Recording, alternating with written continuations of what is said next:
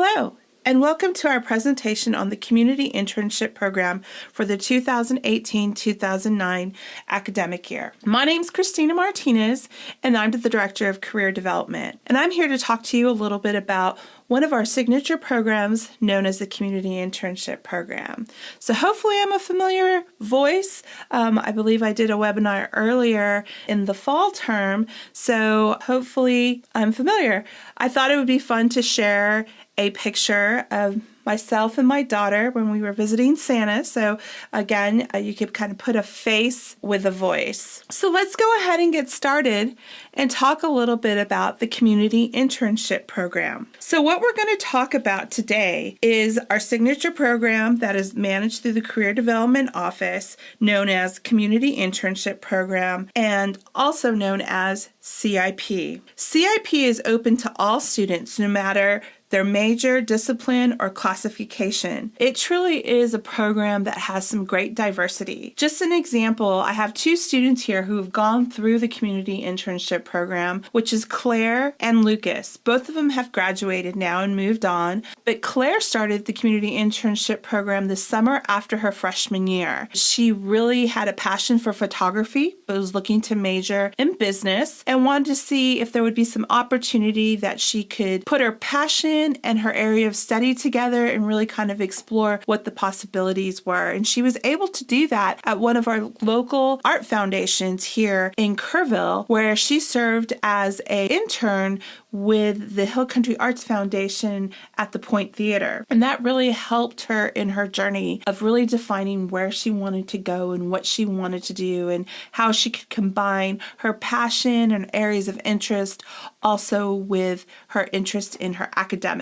Now Lucas was one of our students that he participated in the program between his junior and senior year, and he was a sports management major, and he was able to work with a local organization through the Salvation Army, which is our Croc Center, which is a recreational facility, community center. And so he was able to really incorporate his sports management experience from the classroom into an organization that involved a lot of that activity. He was really able to really narrow down his areas of interest in what he wanted to do, in which that actually led him to pursue a master's in kinesiology to further his education in that arena. So with the Community Internship Program, it really does provide that diversity for students to really, one, explore or really define their areas of interest while also acquiring the experience that they're seeking. So let's kind of talk a little bit more, provide you a little more background on the Community Internship Program. So the Community Internship Program was established in the spring of 1996.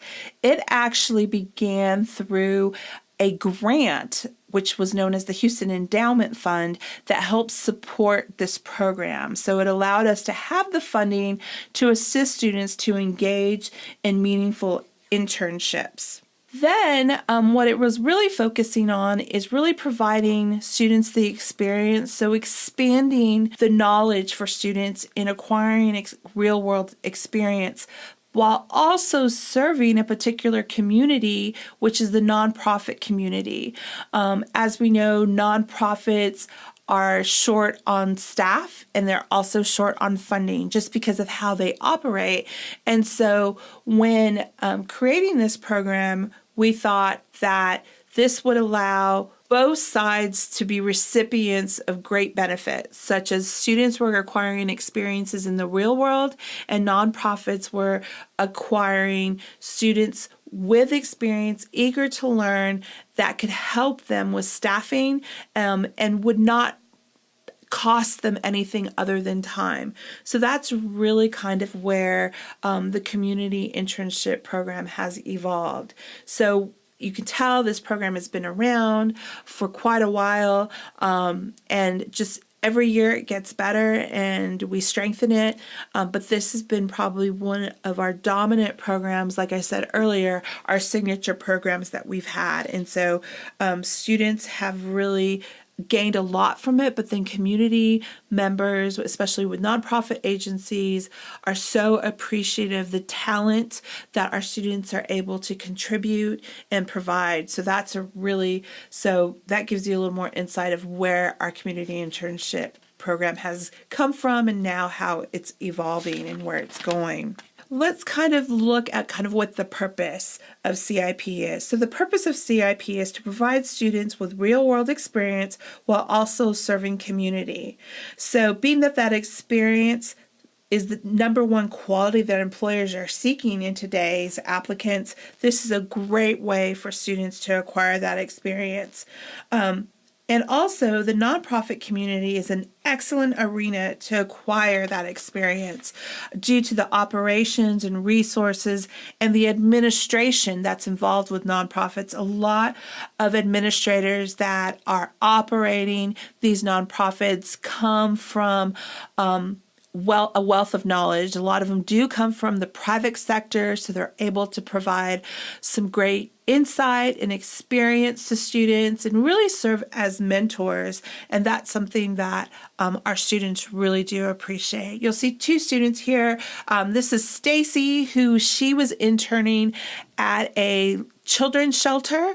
She was an education major. So this really kind of gave her a different aspect of teaching and working with students at different levels, and knowing that it's not just dealing with the classroom experience, it's also dealing with that student, because nowadays teachers are also social workers and helping the student in all areas. So this really gave her a different type of insight, which she felt really made her a stronger educator as she went into the field of education. We also have Asiel. Asiel came to us as a marketing major. He graduated with his marketing degree, but he kind of got a different spin on his internship experience. He actually interned at a local chamber of commerce, really as a marketing intern, and really found out that wasn't what he wanted to do. He didn't want to have to deal with all the different aspects of marketing, and really found that it confirmed his calling to go into a different arena. And so now he's actually in seminary school and getting ready to graduate here fairly soon.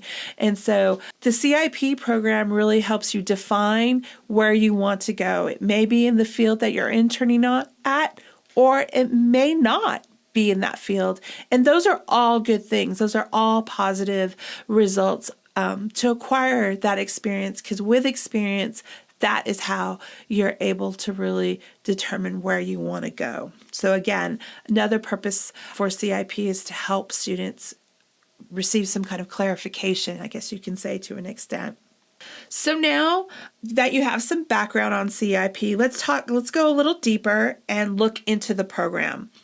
CIP has two terms, a summer term and an academic term. Depending on the term that you select or are considering will determine the type of compensation you'll receive.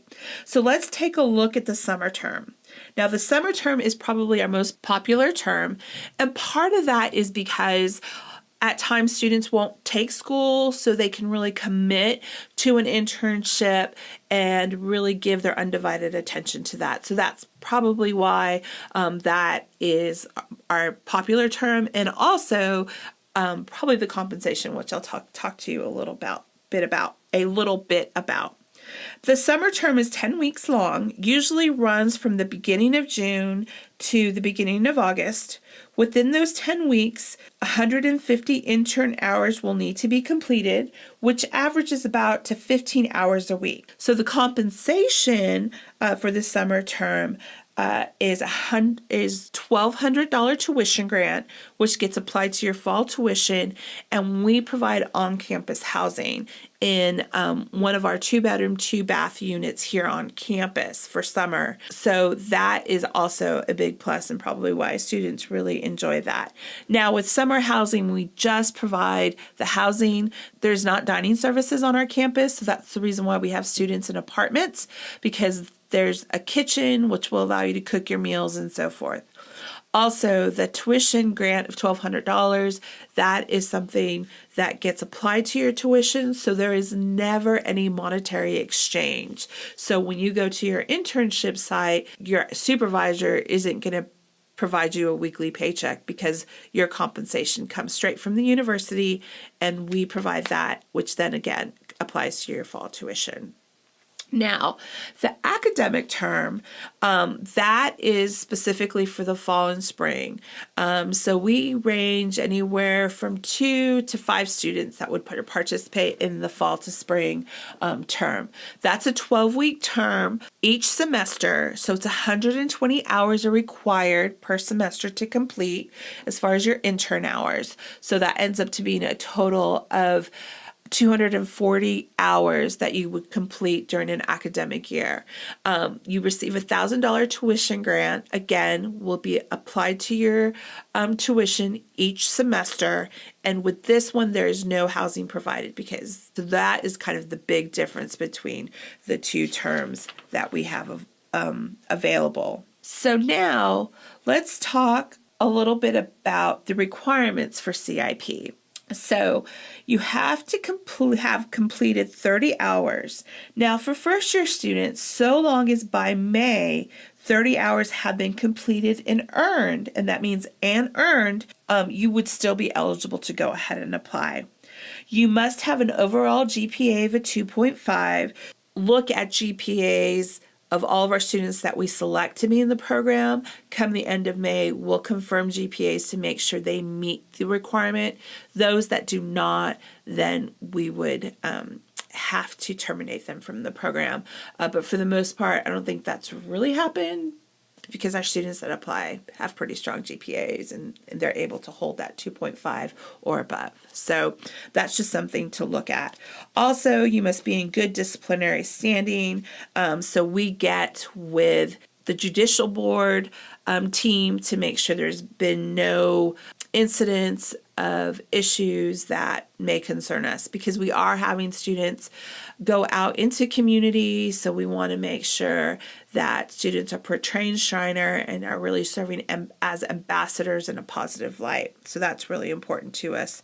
Now, another thing you'll need to do is complete your Jobs for Mountaineer profile. You all would have access to through Schreiner One. If you go into Schreiner One, and you don't even need to log in, if you look at the resource area that is on the right hand side, you can click on Jobs for Mountaineers and you'll need to create your profile. That's also where in Schreiner One you can have access to the CIP application. So the CIP application is there. You could click on that link and fill out that application. And then you'll also need to submit a resume, which you're going to need to upload into Jobs for Mountaineer. So the Jobs for Mountaineer, your Jobs for Mountaineer account is really important. So you want to make sure your profile is completely filled out and that you have your resume uploaded. Now the CIP application is online, so you'll just submit it online and we will get those results. Now you will also need to submit 2 letters of recommendation. Those will need to be hard copy. For those of you that maybe have individuals that are going to be submitting letters of recommendation that are not local, you can have them submit their letter to me via email, and it needs to be in a PDF document with their signature on that. That just helps to make sure that there was no changes or anything like that. So I'll receive those 2 hard copies that we will include in your packet. And also you must have your own form of transportation because you'll need to go to these facilities on your own. And so that's really important that you do have your own vehicle. So now let's take a look at the application timeline. So applications will become available on the 29th. And again, you'll be able to access that through Schreiner One under resources. Look for the CIP application link, click on that, fill that out completely, submit that to us. Along with your application, you'll need to make sure your jobs for Mountaineer profile is complete. You've uploaded a resume, and we get 2 letters of recommendation. So there is actually more than just the application that we will need. All of that information will be due Friday, February 23rd. We will not receive any late submissions. Part of that is because this is a very competitive program. We can receive up to 40 applications and we only have 20 spots. So in fairness, we really we really hold strong to our deadlines that we have. All applications that meet the timeline, the deadline of the 23rd, will be reviewed, and then beginning March 1st is when we will extend invitations for interviews, and we'll begin the interview process. So all those initial applications that we receive will be going through an evaluation process. If they make the first cut, then they'll be invited for interviews, and we will go from there. Then what will happen is March 23rd is when we're looking to have done selection. We will send out notification to those students that have been accepted into the program, and that is for both terms, both for the summer and the academic term. So that gives you a little bit of an idea of what the timeline looks to apply for CIP. I wanted to take this opportunity to go over some frequently asked questions, just so we can give you some insight, because I know you may have some questions, but hopefully I can cover some of them through this, and we can kind of go from there. So let's start with that first question. What type of organizations are interns placed at? Actually, placement is really led by the student, and what that means is based on what the type of experience the student is seeking, that is where we start looking at organizations that may match up with that student. In the past, like I said, I'd mentioned we've had children's shelters, we've had Chamber of Commerce offices, we've had city offices. So long as they're a nonprofit agency, they're eligible to host a student. So if a student doesn't actually know where they want to go, what we do is we invite agencies to participate in our program, and we require them to provide us a job description and kind of their intent of how they would be able to manage an intern. So based on that, we're able to give that information to the students that are selected to be in the program, and then they can review and decide who they want to interview with, which agencies they'd like to interview with to see about securing placement for them. So there's a number of different types of organizations in a number of different industries, from the health to the psychology area, to working in the business operations and so forth. So there really is a lot. Let's go to the next question. Do interns get to select where they want to intern? I kind of answered it a little bit. You do, to a certain extent. If you know of an agency that fulfills the nonprofit requirement and they're willing to provide us a submission form as far as a job description and kind of what their intent is for an intern, I review that, then we can approve that. But for the most part, we help students identify placement. But if a student has a specific agency that they've already developed a relationship and would like to be placed, we can do that so long as the organization signs an agreement form with us. Then we can confirm that. Let's move on. Is it manageable to do a CIP internship and school?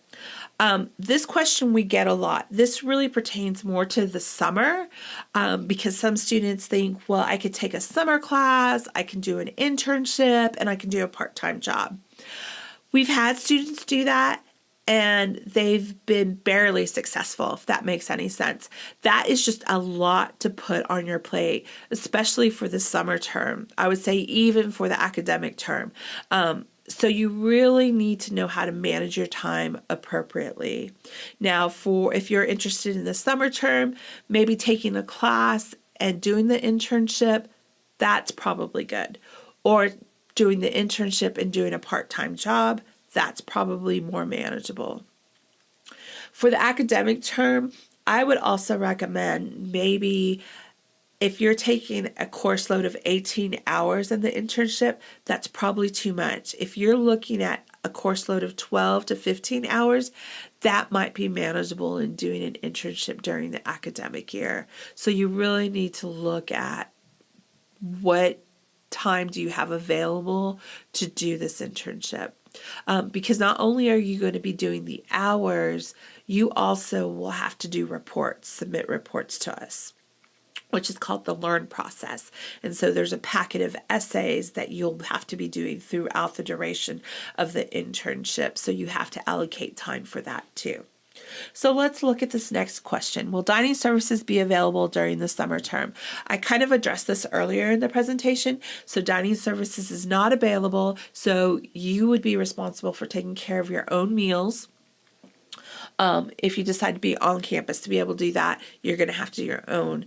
For our students that are commuters and decided, no, I don't want the housing benefit, then that's something you just don't have to worry about, and you're okay with that. How will I receive my compensation? That, again, I addressed earlier. Again, there's not going to be any monetary exchange. So no one is going to be giving you a weekly paycheck. The compensation that you will receive is going to be done through our office that goes directly to your account. And so it is going to be your responsibility, especially for the summer term, that if you need spending money, then you need to save appropriately or budget appropriately to make sure you have spending money for groceries and so forth during the duration of your internship. So that $1,200 is just going to get applied to your account if that's for the summer term. For the academic term, those $1,000 per semester is going to get applied to your term, to your account. I'm sorry. It will be applied to your account. Is it mandatory that all intern hours are completed? Yes, it is mandatory. If they are not, then what I end up doing is I'll have to go back to financial aid, and we will have to look at reevaluating your award. So if you only completed half, then you may only get half the compensation of the award. So it is really important that you complete all that is required as an intern, else we'll have to go back and prorate your compensation. Are completing the intern hours all that is required for the program? As I mentioned earlier, the hours are not the only thing that you are required to do. As an intern, you will be required to do the hours by submitting time cards. You will do the essays that are required through what we call the learn process, so submission of that. You'll be required to update your resume after the internship. You will also be required to provide thank you notes, both to the supervisor and the donors that help fund this program. So there are some other things that are required once you're an intern in the program. What is all required to apply for CIP? And so that, again, I want to make sure we're clear that the application is not the only thing. You actually will have a packet that will develop because you will submit your application. I will get letters of recommendation.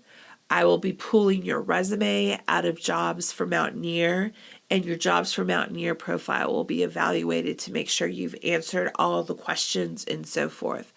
All of those things will determine whether you move forward in the interview process. So there are a lot of steps to applying to the program, but they're very easy, and they complement each other, if that makes sense. So as I review, I'll be able to have this nice packet that I'll be looking at. So I kind of have to do most of the work of putting it all together.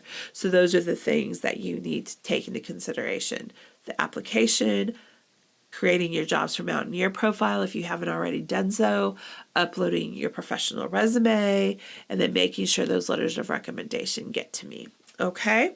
So what I'd like to tell you is just really I hope that you found this presentation informative and would consider the community internship program. Here's a photo of our last class of CIP interns. As you can see, there's a lot of variety that we have. A lot of them come from different areas of interest that they were looking at, from communication design majors to psychology majors to biochem majors, to, I think I said psych majors, We had exercise science majors. So we had a lot of different students from a lot of different backgrounds as far as academics that all were able to engage in an internship this past summer and are currently engaging this academic year.